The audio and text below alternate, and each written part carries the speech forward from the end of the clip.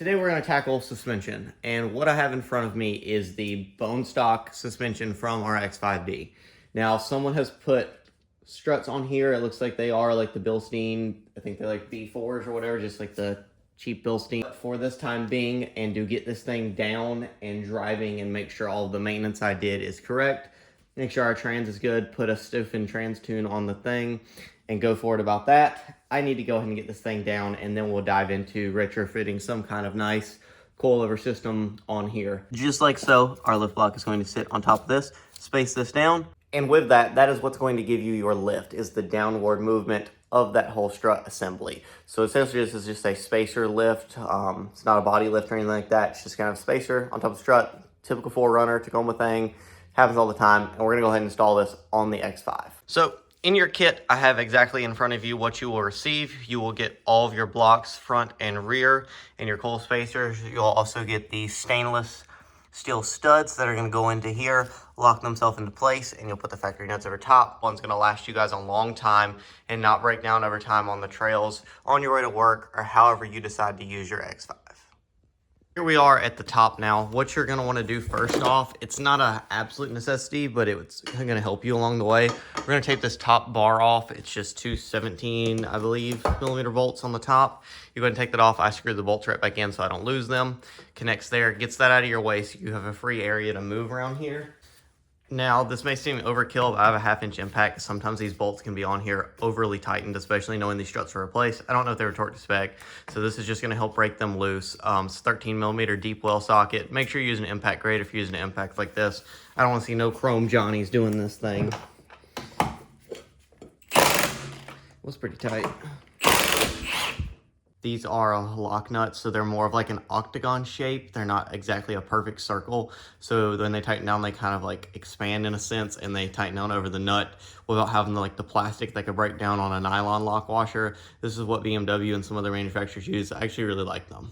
Just screw that guy back on there a little bit. Now down here, try to get some light for you guys. There's an 18 millimeter bolt that screws through this top kind of bracket that holds the strut at the bottom right here. And what you're gonna do is loosen that, not all the way. You just wanna get it pretty loose. See, there's a slit in here, and you may have to take like a pry bar and break this slit open. It could be kind of stuck together. This one has a little bit of rust on it. And once you have this bolt out and you have that thing loose at the top, what you're gonna do is take the bottom bolt out. This bolt is gonna be a 21 millimeter on the front, and the nut on the back is also a 21. So grab yourself a wrench, your impact, pop this guy out, and this will give you a lot of play at the bottom, and then this whole thing will be able to move and your strut will drop down. Now to give us extra movement, we're gonna go ahead and loosen this. This is a 16 bolt and a 16 nut. Help give you some leverage. Comes right out. Like that, it'll drop down, giving you access to everything you need. Now that we're at this step and this point, everything is pretty loose. We have full range of movement. You can also see how bad my sway bar end links are that I'm gonna have to replace. I'm noticing all this stuff. Go ahead and do a suspension refresh.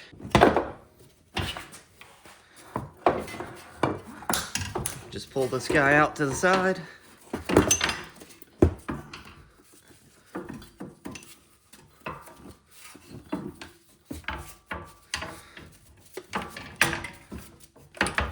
Just like that. Other thing I want to note, so you don't leave this guy, he's going to naturally fall this way because the caliper is the heaviest and you'll put stress on your brake line. You don't want that to happen, so simply just take your hand, push this, squeeze this guy together, and he's going to stay in here and not fall. And that way, while you're working on the struts, you don't have any pressure on any of your brake lines and everything is like it's supposed to be. Okay, now that we have our strut assembly out sitting on the bench, whether this is an aftermarket, a factory, whatever, they should all be the same as long as you don't have a lift kit for this application. I don't know why you'd have one if you're putting this on. Anyway, so this is your lift block that comes in your kit, and you see it's going to line up with the factory studs. Well, when that lines up with the factory studs, your factory studs do not stick out the top. They barely sit under here. So you're like, oh, well, great, how am I supposed to bolt this to the car? This is why. There are 6 of these bad boys that come in your kit for the front and 6 for the rear. These are the exact size as the front strut bolts, so you're going to be able to use your factory lock nuts on top of here. Beautiful situation. I know, you're welcome. Once you do that, this will sit in here, and when this thing goes over top, like so, you'll be able to put your bolt on here, put it through the strut tower on your car, and everything will be beautiful in harmony. Now, you are going to need a spring compressor. It is dangerous, it can get you, and it cannot be dangerous. You know what you're doing, you take your time. You can use the little clamp ones on each side. You can have one of the fancy ones on the wall that push down. Whichever you choose to do that. I'm not going to film that because that's just self-explanatory. You can look up another video on how to spring compress. It's super easy. If you buy a spring compressor kit, I'm sure it comes with instructions as well. I'm going to go ahead and do that right now. Compress this spring, take this top bolt off. Then I will take a hammer, knock these factory studs out. Go ahead and take these studs and hit these in until they're flush all the way. Make sure they're all straight. Make sure this guy lines up properly. Bolt this thing back down, throw it back in the car. And once you have your old studs out, your new studs in, just like the back, self-explanatory, they'll be in there. You want to make sure you see a little bit of this knurl on the top. That way you know they're fully seated. Then this guy can slide just over top and you're ready to go back in the car with the thing fully assembled. It's a little bit of a disaster. You see I kind of messed up the top hat, but I mean, it's okay. We'll replace these in the future. You just want to make sure all of this is lined up. Now, it may not be perfectly lined up, but all you care about is the spring sitting in the perch the correct way and orientation so that it lines up with the tabs. Same way with the bottom here. You just want to make sure that spring is lined up completely. All right, boys, we are officially installed. Everything's in place. We have our lift block and or spacer, whatever terminology you want to use. We are all good. I have my sway bar disconnected because I really want to try this out and see how it works without the sway bar. As you can tell, the sway bar would limit like your travel and everything. So I took that out right now to experiment with that, and I'm going to let you guys know how that worked. So I'm really curious to see if that helps give us more articulation or if it gives us too much articulation. I don't know how it's going to work, but I'm excited to try it. I do think the last X5 definitely could use more travel, so hopefully this helps us a little bit, and we'll go from there and see what we can do next. And then we're going to be off for the next journey. Once this thing is rolling, we get one test run in it. We're replacing all the suspension, control arms, everything. It's all kind of cooked, so we're just going to replace it all. All right, ladies and gents, welcome to the rear of your X5. This is going to be the rear assembly part of this video, so let's dive into it. What you're going to notice is you have the factory air. This is going to be factory air cars. I do not have a non-factory air X5 sitting at my disposal, unfortunately. The other car we have is also air. So this is going to be an air installation application for the rear. What you're going to notice, you have your shock here. You have your air cup, de-air that guy. And once you have that, you have a bolt right here that you're going to take down, and this is going to let the suspension naturally droop. So what we first want to do, if you would like to, you can also take a jack and put it under here so it doesn't directly just drop over top of you. Completely your call. You can kind of catch it and control it as well. You're going to take this bolt out right here. Now, something to note, I don't want to make this all hindsight, height, and dandy. I'm using a breaker bar and a jack handle because my Milwaukee Impact would not break this bolt loose. I've already broken it loose, but I just had to kind of do like this, guys. And take that and break it loose, and now you can put your impact or your other wrench just to get this bolt off, but mine was really freaking tight.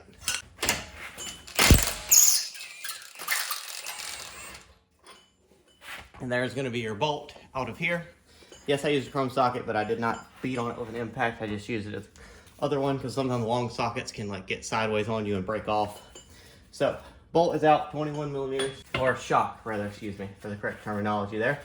And this has kind of free range of motion, you can kind of tell. Okay, and this is an example from the other side as well because I have a little bit better lighting for you guys.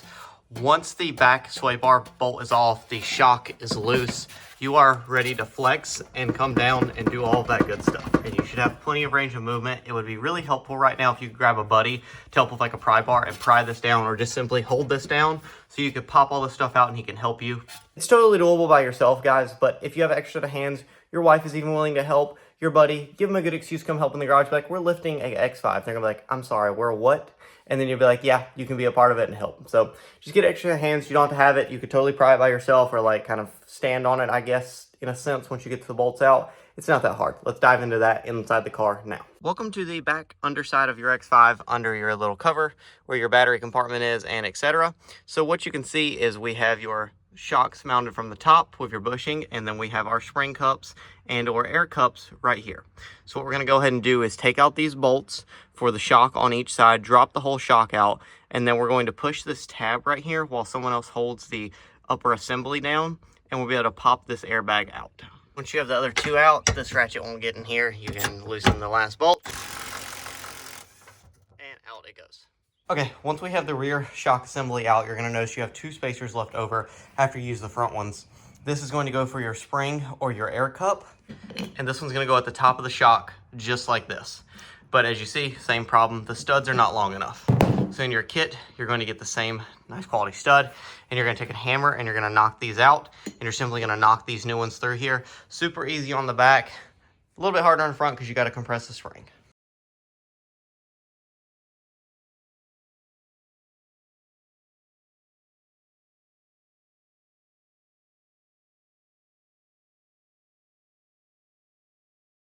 All right, now when you do this, make sure that, again, we mark the top of this so we know which way it goes in the car so you don't get any confusion here, because that would suck. You put these in the wrong way and then you got to beat them back out. But anyway, what you wanted to make sure of, as I'm trying to show you guys, see how that is seating down in here? You don't see any more of those little knurls holding them in place.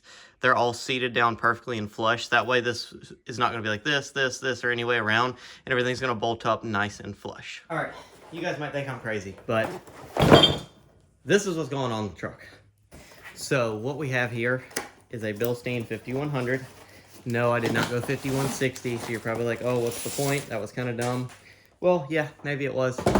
Maybe it wasn't. But nonetheless, we have a beautiful Bilstein 5100, and I am very confident in this ability of this shock absorber, and I think it will be freaking phenomenal. So this is what's going on. I'll drop a link in the description for these. These are not for an X5.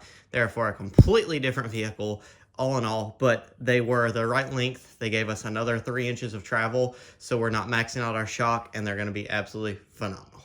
Would you just look at these things? Look at the beefiness compared to our factory. Look at this, guys. This is so freaking exciting. I cannot wait. When you're going to install this, you'll notice this side has an indent on the inside versus the other side is completely flat. And that is to fit this indent in the car. So you'll notice you'll put this side,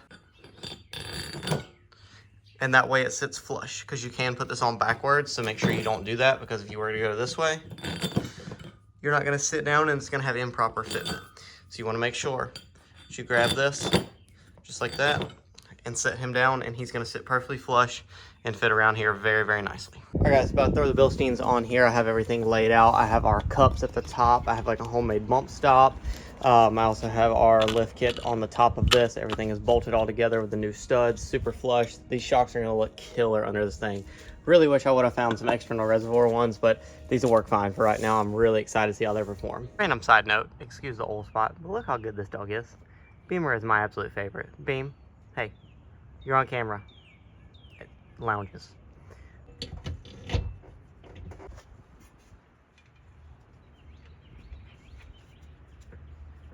them down, and we are good to go. She lives, boys. She lives. Unfinished exhaust, but she lives. No smoke. Idle's freaking amazing. She lives, boys and girls. Oh, the M57. So the spacers, I ordered the wrong ones, and we have this much not clearance, but it clears. And luckily this all stays together, so like it never moves, so you can still spin all this while the suspension is compressing. So yeah, look at that freaking clearance, guys. That is absolutely crazy. What is clearance, guys? What is clearance? Oh my goodness. Keep going. Keep going. Keep going. Go all the way.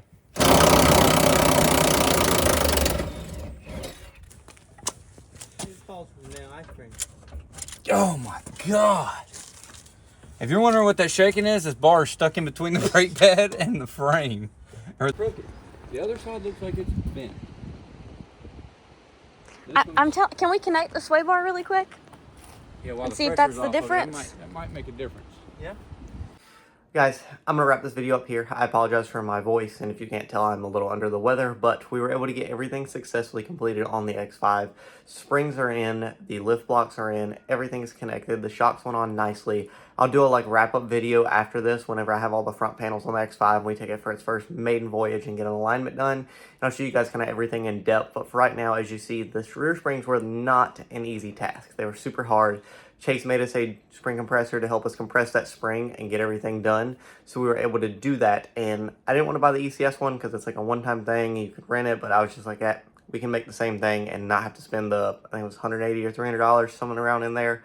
So nonetheless, the X5 is lifted. We are good. It is sitting on the ground, and I can't wait to show you guys what this thing looks like and take it on the trails and see what it's going to do with that front sway bar disconnected and the new rear shocks we put on this thing. Thank you guys so much for watching this. I hope you enjoyed it. I hope it taught you a lot. I hope you're able to lift your X5 with confidence. If you have any questions, drop a comment down below.